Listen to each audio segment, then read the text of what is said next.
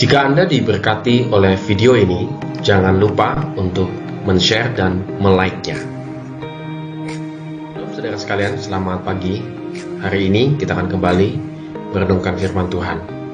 Dan tema kita hari ini adalah cerdik dan tulus.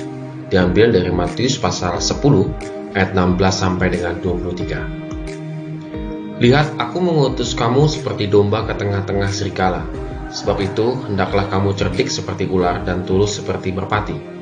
Tetapi waspadalah terhadap semua orang, karena ada yang akan menyerahkan kamu kepada majelis agama, dan mereka akan menyesah kamu di rumah ibadatnya. Dan karena aku, kamu akan digiring ke muka penguasa-penguasa dan raja-raja sebagai suatu kesaksian bagi mereka dan bagi orang-orang yang tidak mengenal Allah. Apabila mereka menyerahkan kamu, janganlah kamu khawatir akan bagaimana dan akan apa yang harus kamu katakan, karena semuanya itu akan dikaruniakan kepadamu pada saat itu juga. Karena bukan kamu yang berkata-kata, melainkan Roh Bapamu, Dia yang akan berkata-kata di dalam kamu. Orang akan menyerahkan saudaranya untuk dibunuh, demikian juga seorang ayah akan anaknya, dan anak-anak akan memberontak terhadap orang tuanya dan akan membunuh mereka. Dan kamu akan dibenci semua orang oleh karena namaku. Tetapi orang yang bertahan sampai pada kesudahannya akan selamat. Apabila mereka menganiaya kamu dalam kota yang satu, larilah ke kota yang lain, karena aku berkata kepadamu, sesungguhnya sebelum kamu selesai mengunjungi kota-kota Israel, Anak Manusia sudah datang. Saudara sekalian, konteks daripada teks ini adalah setelah Yesus memilih para murid, maka ia mengutus mereka untuk memberitakan kerajaan Allah. Itu ada di ayat yang ke-7. Jadi kata lihat di ayat yang ke-16 itu adalah bentuk eskatologis, masa yang akan datang. Apa yang akan dilihat di masa yang akan datang? Bahwa Yesus mengajak para muridnya untuk melihat satu tantangan yang tidak mudah di masa yang akan datang. Jadi ketika dia memilih murid-muridnya pun, dia sudah memiliki visi. Dia berikan visi kepada murid-muridnya bahwa di masa yang akan datang, itu banyak sekali tantangan ketika menjadi murid Kristus. Di masa yang akan datang, Tuhan akan mengutus mereka ke tengah-tengah serigala. Para murid akan menghadapi berbagai tantangan yang luar biasa. Akan diserahkan dan disesah di ayat yang ke-17 dan 18. Wah, ini cukup mengerikan, saudara, karena akan diserahkan dan disesah. Artinya tidak masuk ke dalam peradilan yang fair, begitu ya. Bahwa mereka akan diadili lalu kemudian akan disiksa. Kemudian hal ini memang dialami oleh mereka, para murid-murid, di Kisah Rasul 5 ayat 27, 6 ayat 12, pasal 22 ayat 19, 2 Korintus 11 ayat 23 sampai dengan 25. Benar-benar mereka alami, saudara sekalian, bahwa mereka mengalami penyiksaan, penganiayaan, bahkan peradilan atau pengadilan yang tidak fair.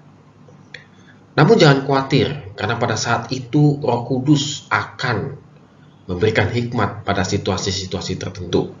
Kita bisa lihat di Kisah Rasul pasal 4 ayat yang ke-8.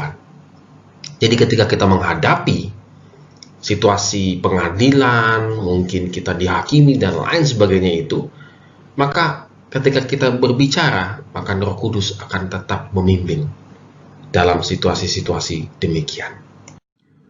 Kemudian kita masuk ke dalam situasi lingkaran keluarga. Ketika kita menjadi murid Kristus, bisa terjadi pemberontakan dan pembunuhan. Artinya kita mungkin mengalami penolakan yang luar biasa jika satu keluarga yang lainnya tidak seiman dengan kita. Akan mengalami kebencian karena nama Yesus.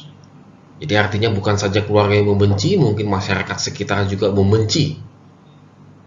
Saudara, bukan menjadi satu ini ya, menurut saya, bukan menjadi satu rahasia bahwa untuk saat ini, saudara sekalian, bahwa ketika kita menjadi orang Kristen, kita percaya kepada Kristus, situasi akhir-akhir ini tidak mudah. Kita bisa menemukan banyak orang yang menjaga jarak atau memandang agak aneh ketika kita bilang, saya Kristen, atau saya pengikut Kristus. Sikap orang itu ada berubahnya, saudara.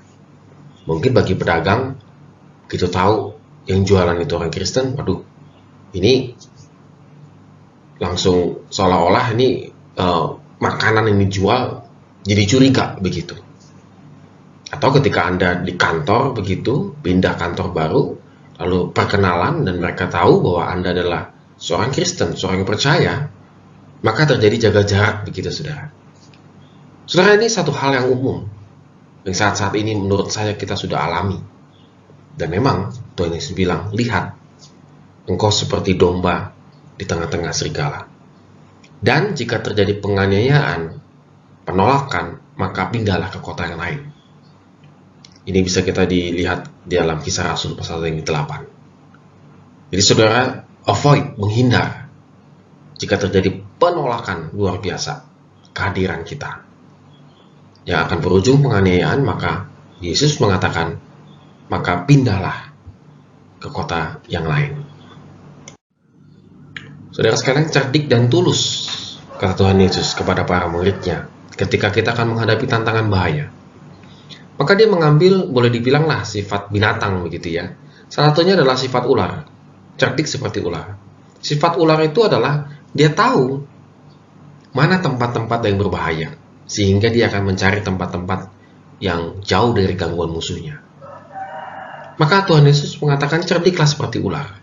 Bukan berarti kita menjadi ular penjilat gitu ya, lambangnya bukan begitu, saudara.